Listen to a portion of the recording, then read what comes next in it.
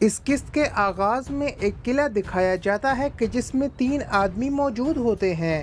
ایک کالے لباس میں ملبوس آدمی ان تینوں کے ہاتھوں پر رسیاں اور آنکھوں پر پٹی باندھتا ہے۔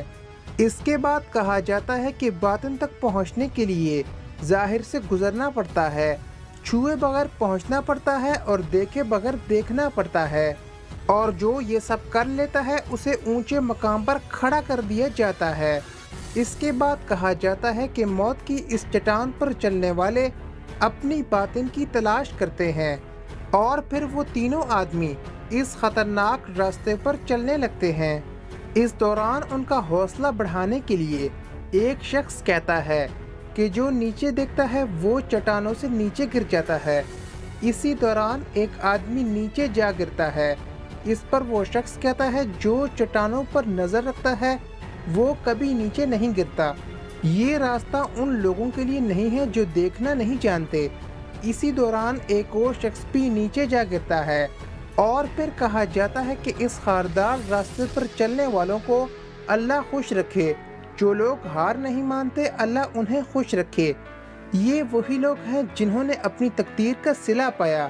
اس دوران ان تینوں میں سے صرف ایک آدمی اس خاردار راستے سے چلتے ہوئے نیچے اتر آتا ہے۔ اسے 2 آدمی پکڑ کر اپنے استاد کے پاس لے جاتے ہیں۔ اس کے بعد اس شخص کو استاد کہتا ہے، تم دیکھے بغیر دیکھنے میں کامیاب ہو گئے، تم نے ہمارے مقصد کے سب سے اہم مرتبے کو عبور کر لیا۔ ہمارے عظیم امام اسماعیل سے ابھرنے والی باطنی دعویٰ کے لیے، بغداد کے خلیفہ کی چھوٹی خلافت کے لیے، اس کے سرپرست سلجوق سلطنت کے سلطان کے خلاف فتح پانے کے لیے تم اس راستے پر چلنے کے لیے پرعزم ہو۔ اس پر وہ شخص کہتا ہے میں مرتے دم تک پرعزم ہوں۔ استاد کہتا ہے پھر اٹھو، اور پھر استاد اس شخص کو ایک لال رنگ کی بیلٹ پہناتا ہے۔ پھر کہا جاتا ہے یہ خون جیسی بیلٹ اس خون کی علامت ہے جو آپ ہمارے مقصد کے لیے بہائیں گے۔ یہ بیلٹ ہمارے دائی کے ساتھ آپ کی وفاداری کی علامت ہے۔ اس پر وہ شخص کہتا ہے کہ مجھے اعلیٰ دائی کے حضور ملنے کا شرف کب حاصل ہوگا؟ اس پر استاد کہتا ہے آج ہی، آپ ہمارے قریبی ساتھی بنے ہیں، اس راستے پر بہت سی مشکلات کے بعد کامیاب ہوں گے اور الوداع کہیں گے۔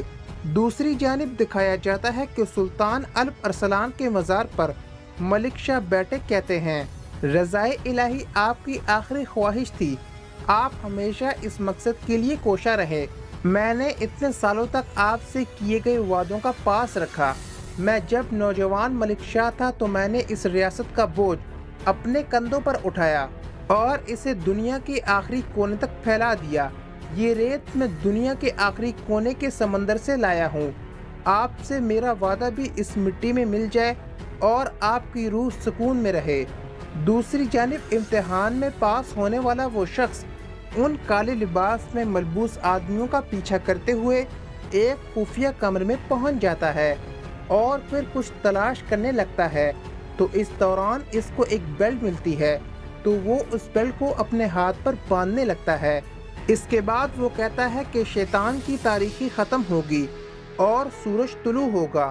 اس شخص کا نام احمد سنجر ہے۔ اور دوستو، یہاں پر اس قسط کا اختتام ہو جاتا ہے۔